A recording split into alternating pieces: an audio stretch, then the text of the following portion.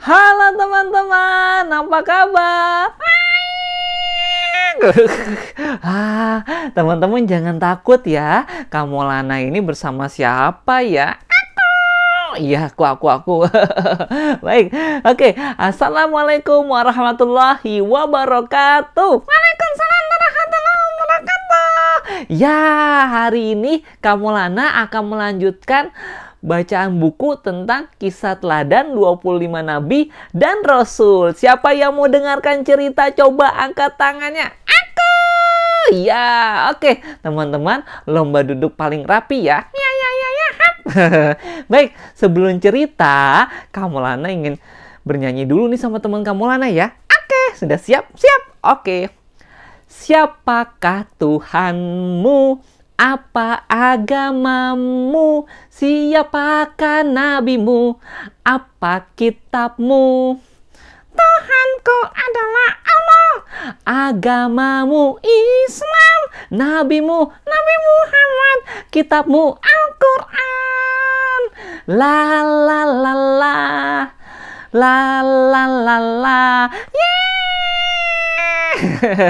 Baik teman-teman, sudah ya, kita akan bercerita ya. Ceritanya kemarin sudah kamu Lana kasih tahu bocorannya tentang nabi yang bisa bicara sama binatang.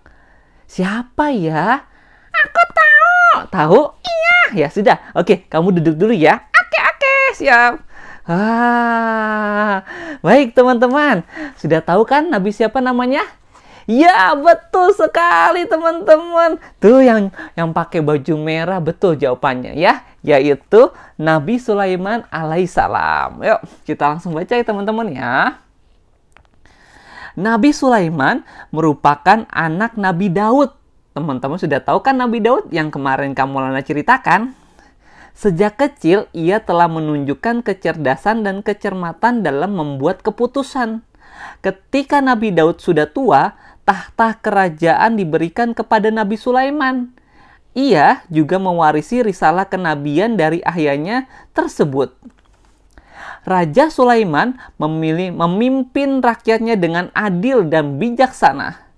Ia selalu memastikan bahwa tidak ada seorang pun dari rakyatnya yang merasa terzolimi olehnya. Ia tak segan menyedekahkan hartanya untuk rakyat yang membutuhkan.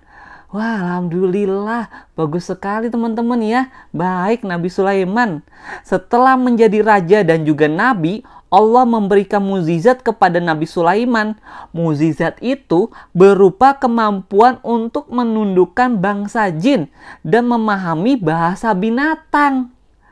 Selain itu, Nabi Sulaiman juga dapat menjadikan angin sebagai kendaraannya. Wah, Allah memberikan anugerah yang besar kepada Nabi Sulaiman berupa kerajaan yang tidak ada bandingannya. Istananya sangat megah dan indah. Ia juga dikaruniai pasukan dengan jumlah yang sangat banyak. Pasukan itu tidak hanya terdiri dari bangsa manusia, tetapi juga bangsa jin dan bangsa burung. Suatu hari, Nabi Sulaiman melakukan perjalanan bersama pasukannya. Ia hendak melihat-lihat keadaan di seluruh pelosok negeri. Mereka memacu kuda dengan cepat hingga tiba di sebuah lembah. Suara entakan kaki kuda pasukan Nabi Sulaiman rupanya membuat panik pasukan semut yang berada di lembah tersebut. Pasukan, cepat masuk ke dalam lubang dan selamatkan diri kalian. Nabi Sulaiman dan rombongan akan melewati tempat itu. Ayo cepat masuk agar kita tidak mati terinjak-injak oleh kaki kuda mereka, teriak komandan pasukan semut. Wah, untunglah Nabi Sulaiman yang memahami bahasa binatang mendengar suara komandan tersebut.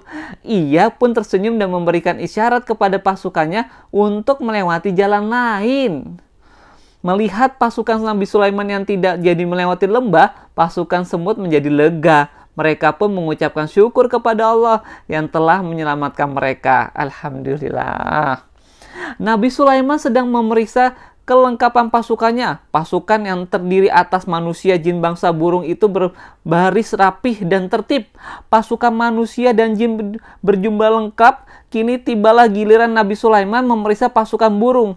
Setelah diperiksa, Nabi Sulaiman mendapati bahwa burung hudhud tidak hadir di antara pasukan burung. "Apakah kalian melihat hudhud? Kemana dia?" tanya Nabi Sulaiman. "Kami tidak tahu, Baginda," jawab pasukan burung. Nabi Sulaiman mengedarkan pandangan, kemana perginya hudhud? Aku akan menghukumnya jika dia tidak segera datang." Hudhud datang tidak lama kemudian.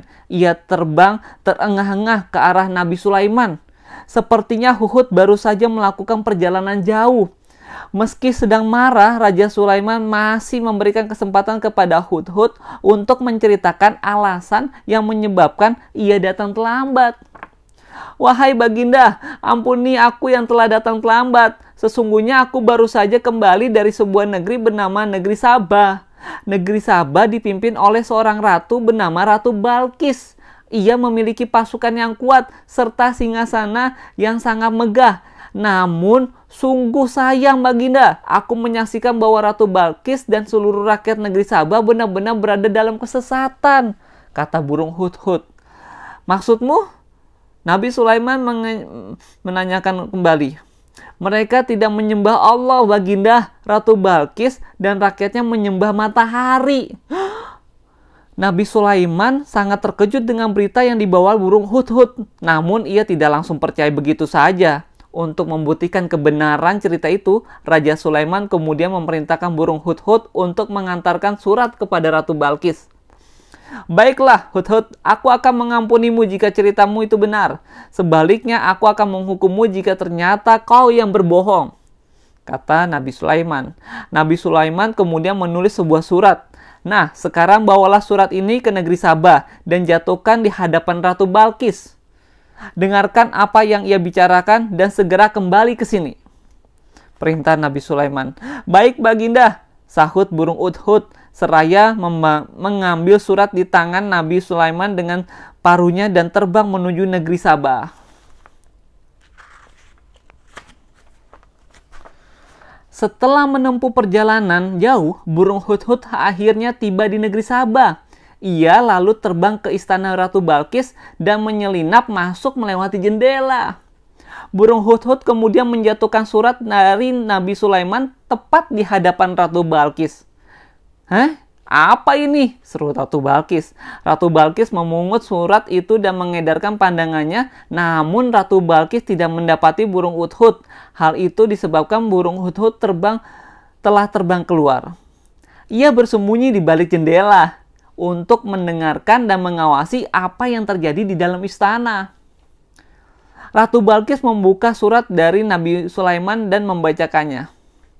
"Dengan nama Allah Tuhan semesta alam, taatlah kamu dan rakyatmu kepada Allah dan Rasul-Nya. Tunduklah pada kerajaanku dan janganlah kamu berlaku sombong terhadapku. Datanglah kepadaku sebagai orang yang berserah diri. Jangan melakukan perlawanan atau siasat apapun." Demikian isi surat Nabi Sulaiman. Setelah membacakan isi surat dari Nabi Sulaiman, Ratu Balqis kemudian mengumpulkan para pembesar kerajaan di istana. Ia ingin meminta pendapat mereka mengenai isi surat Nabi Sulaiman. "Wahai para pembesar, berilah pendapat kalian mengenai isi surat tersebut. Sesungguhnya aku tidak dapat memutuskan sebelum bicarakan hal ini dengan kalian," ujar Ratu Balqis. Jadi Ratu Balqis memanggil para pembesarnya untuk membahas surat dari Nabi Sulaiman. Para pembesar kemudian bergantian memberitahu pendapat mereka tentang para pembesar kemudian bergantian memberitahu pendapat mereka kepada Ratu Balqis. Sebagian besar dari mereka menyarankan untuk perang. Alasannya karena kerajaan mereka memiliki pasukan yang kuat. Meskipun demikian, mereka tetap menyerahkan keputusan akhirnya kepada Ratu Balqis. Ratu Balqis mengangguk-angguk mendengar pendapat para pembesar kerajaannya. Ia senang pada kepercayaan mereka akan kekuatan yang dimiliki oleh negeri Sabah. Namun Ratu Balqis memiliki pertimbangan yang lain. Kerajaan Raja Sulaiman sangat besar. Ia memiliki kekuatan yang berlipat-lipat dibandingkan dengan apa yang kita miliki. Bila ia menyerang kemari, maka pastikan akan kembali hancur dan kebinasaan di negeri Sabah. Sebagai pemimpin, aku tidak ingin hal itu terjadi, kata Ratu Balkis. Para pembesar istana pun sependapat dengan Ratu Balkis. Lalu apa rencana Ratu untuk menghadapi Raja Sulaiman? Tanya salah seorang pembesar kerajaan. Aku akan mengirim utusan kepada Raja Sulaiman dengan membawa banyak hadiah. Mudah-mudahan cara ini bisa melunakkan hati Raja Sulaiman. Para pembesar kagum dengan kecemerlangan ide Ratu Balkis. Mereka pun yakin bahwa rencana itu akan berhasil. Sementara itu, di balik jendela, burung Huhud mendengarkan pembicaraan Ratu Balkis dan para pembesar kerajaan Sabah. Setelah mengetahui rencana mereka, ia pun terbang kembali ke kerajaan Nabi Sulaiman untuk menyampaikan laporan. Para utusan Ratu Balkis kemudian berangkat menuju kerajaan Nabi Sulaiman. Mereka membawa hadiah berupa harta perhiasan yang sangat banyak untuk Nabi Sulaiman. Akan tetapi semua hadiah yang dibawa oleh para utusan Ratu Balkis ternyata ditolak oleh Nabi Sulaiman, teman-teman. Kenapa ya? Apakah kalian ingin memberiku hadiah dan merasa bangga dengan apa yang kalian bawa? Ketahuilah bahwa apa yang diberikan Allah kepadaku jauh lebih baik dan lebih banyak dari hadiah-hadiah itu, kata Nabi Sulaiman. Nabi Sulaiman lalu memerintahkan kepada para utusan itu untuk kembali ke negeri Sabah. Kembalilah kalian ke negeri Sabah dan bawa hadiah-hadiah itu, sampaikan kepada ratumu bahwa aku memintanya menyerahkan diri kepadaku dan beriman kepada Allah. Jika tidak, maka aku dan bala tentaraku akan menyerang negeri kalian. Wah, ternyata Nabi Sulaiman tidak mau dikasih hadiah, teman-teman. Malah pasukannya Ratu Balkis suruh balik lagi deh. Para utusan segera kembali ke negeri Sabah untuk menyampaikan pesan Nabi Sulaiman kepada Ratu Balkis. Mendengar laporan itu, Ratu Balkis merasa tidak ada cara lain untuk menyelamatkan negerinya selain mematuhi keinginan Nabi Sulaiman. Ketika mendengar kabar bahwa Ratu Balkis akan datang menyerahkan diri, Nabi Sulaiman segera mendatangkan para pembesar kerajaan. Wahai para pembesar, siapakah di antara kalian yang mampu memindahkan singgasana Ratu Balkis kemari? Aku sanggup memindahkannya sebelum engkau bangkit dari duduk, Baginda, kata Jin Ifrit. Aku bisa memindahkannya sebelum engkau berkedip, Baginda, kata seorang yang mempunyai ilmu dari kitab. Maka seketika itu juga singgasana Ratu Balkis pun muncul di hadapan Nabi Sulaiman. Nabi Sulaiman kemudian memerintahkan untuk mengganti perhiasan singgasana Ratu Balkis. Wah, canggih ya teman-teman ya.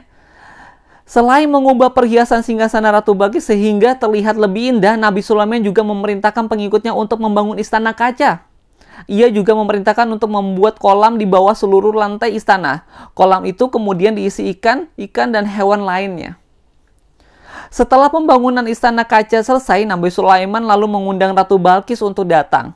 Ia menyambut dan memperlakukan Ratu Balkis layaknya seorang tamu kehormatan. Ratu Balkis kagum dengan sikap Nabi Sulaiman yang sangat jauh dari apa yang ia bayangkan. Sebelumnya ia mengira akan diperlakukan seperti tawanan oleh Nabi Sulaiman. Saat akan melangkahkan kaki di lantai istana kaca, Ratu Balkis mengangkat gaunnya. Ia khawatir gaunnya basah karena mengira bahwa lantai itu adalah kolam. Nabi Sulaiman tersebut melihat apa yang dilakukan oleh Ratu Balkis. Ia lalu memberitahu kepada Ratu Balkis bahwa itu hanyalah lantai istana yang dilapisi kaca. Jadi, nih teman-teman nih, kamu anda tunjukin nih gambarnya kurang lebih kayak gini nih. Tuh, ya. Kelihatan nggak? Nah, jadi di dalam ubinnya itu ada ikan-ikan teman-teman, kayak akuarium, ya. Nabi Sulaiman kemudian memerintahkan Ratu Balkis untuk duduk di singgasana. Ratu Balkis pun heran melihat bentuk singgasana itu yang sangat mirip dengan singgasananya di negeri Sabah. Bedanya, singgasana ini jauh lebih indah dibandingkan dengan singgasana miliknya.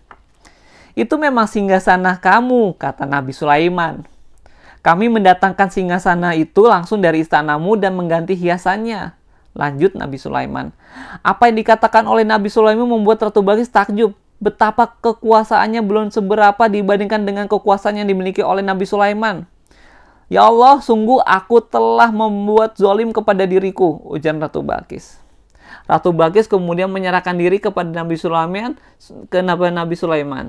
Ia dan seluruh rakyat negeri Sabah akhirnya memantapkan diri, beriman kepada Allah, Tuhan semesta alam. Wah, alhamdulillah teman-teman. Seru banget ceritanya ya, bagaimana Nabi Sulaiman akhirnya mampu menundukkan Ratu Balkis itu dengan cara yang baik ya, tidak ada perang-perangan. Baik teman-teman, terima kasih ya sudah dengarkan cerita dongeng Kamulana, kisah teladan 25 Nabi dan Rasul. Sampai jumpa di lain kesempatan ya. Insya Allah besok Kamulana akan lanjut lagi ceritanya ya, tentang Nabi yang ke-20. Sudah siap dengarkan ceritanya? Ya, sampai jumpa besok ya. Wassalamualaikum warahmatullahi wabarakatuh.